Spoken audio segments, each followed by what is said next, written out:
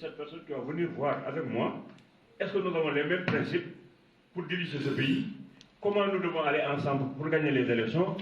Et qu'est-ce qu'il pense du Sénégal qui est notre boussole, qui nous intéresse et rien d'autre parce que nous travaillons pour les générations futures, pour nos enfants. À l'animosité qu'il y a entre nous.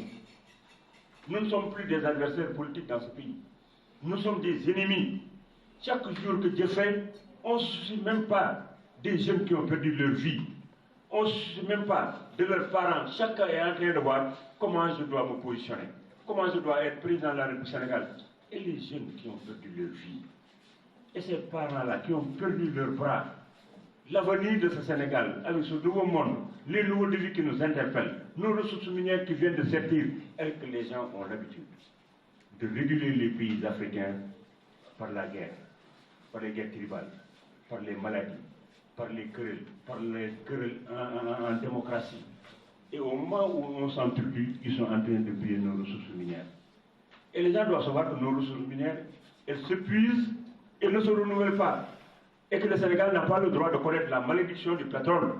Parce que des gens nous ont précédés. Il suffit de regarder quels sont les tares auxquels ces pays sont confrontés pour les éviter. Ces tares, ce sont les divisions que nous avons là.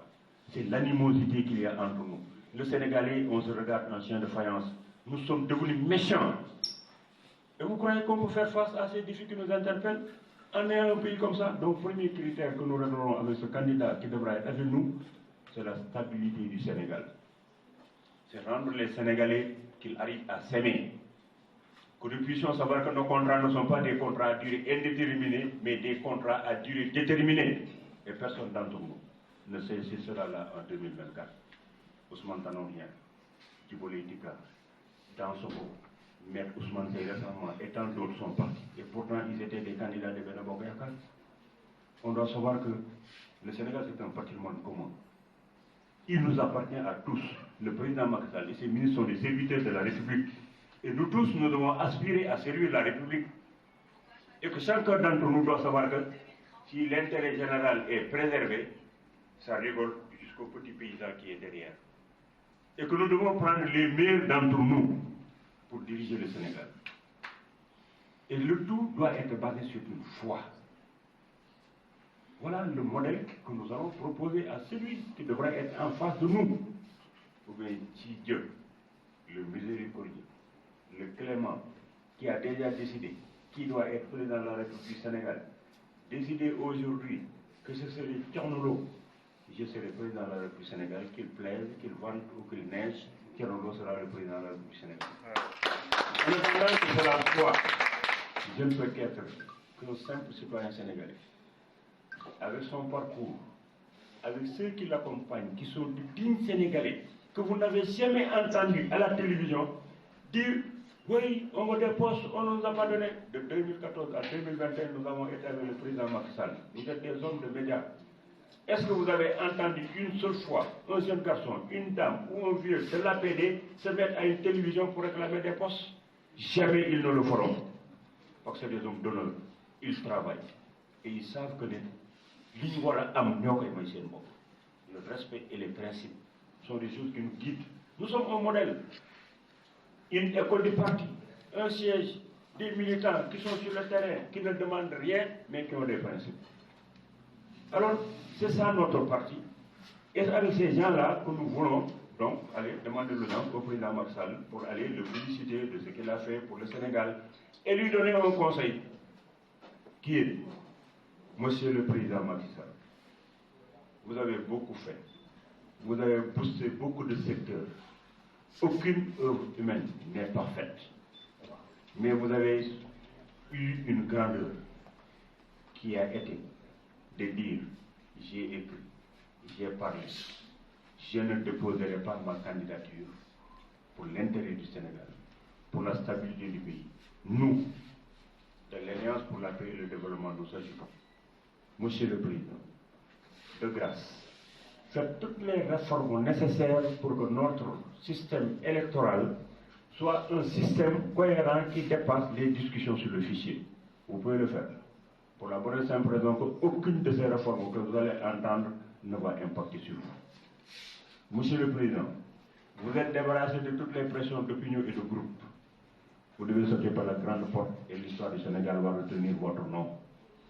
Si vous arrivez à faire ceci, les questions qui ont trait aux violences qui se sont passées au Sénégal, de grâce, qu'on les respecte en mettant des commissions d'enquête composées, toutes les composantes qui vont nous permettre demain, si nous désignons les coupables, que les gens puissent savoir que ces gens-là ont été réellement les coupables de ce qui s'est passé, pour que ça ne se reproduise plus dans le Sénégal.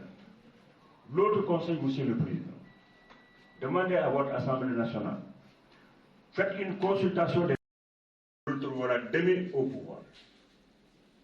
Apprenez à respecter les institutions. Arrêtez la menace. Arrêtez les appels à la violence, à l'insurrection.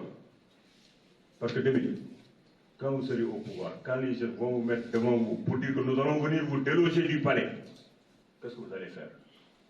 Quand les jeunes seront là pour vous insulter en tant que président de la République, qu'est-ce que vous allez faire? Quand les jeunes ne respecteront aucune institution, vous devrez régler les problèmes par la rue. Quel va être votre comportement? Ce que vous faites dans l'opposition, faites de telle sorte qu'une fois que vous soyez au pouvoir, qu'on ne vous le fasse pas. Quand vous êtes au pouvoir aussi, évitez de faire des choses qu'on pourrait vous retourner une fois que vous êtes dans l'opposition. Il faut qu'on réarme notre population. Il faut qu'on arrive à respecter nos institutions pour que nous puissions avoir un pays qui est debout, parce que notre démocratie n'est pas irréversible. Et les jeunes, nous ne sommes pas comme les États-Unis où on combat pour diriger ce pays. Nous ne sommes pas comme la France où n'importe qui peut être président de la République parce que c'est un État assis avec des fondements très solides. Nous, notre démocratie, elle n'est pas irréversible. Elle a besoin d'être encadrée. Donc chacun d'entre nous doit faire un effort sur lui-même pour que nous puissions communiquer juste et vrai, nous dire la vérité pour l'intérêt général du Sénégal.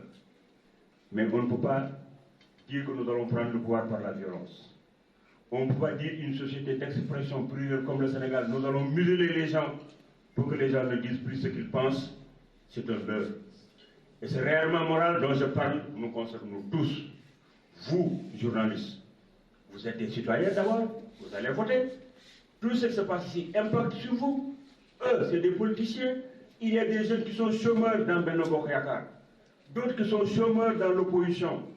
Il faut qu'on pense à ces jeunes, à ces dames, pour leur donner de l'espoir. Parce que, écoutez, Lénine, à un moment de l'histoire, s'est posé une question, il a dit, que faire? Mais ce qu'il faut faire, c'est de donner un rêve à notre jeunesse. Parce que John Fitzgerald Kennedy n'avait pas fait rêver les Américains, jamais il ne serait sur la Lune. Le rêve, il est fondamental. Et les jeunes ont commencé à le perdre. Il faut les faire rêver. Il faut donner les signaux de stabilité. Il faut vendre la destination du Sénégal. Parce qu'aujourd'hui, l'investissement direct est mort. L'investissement privé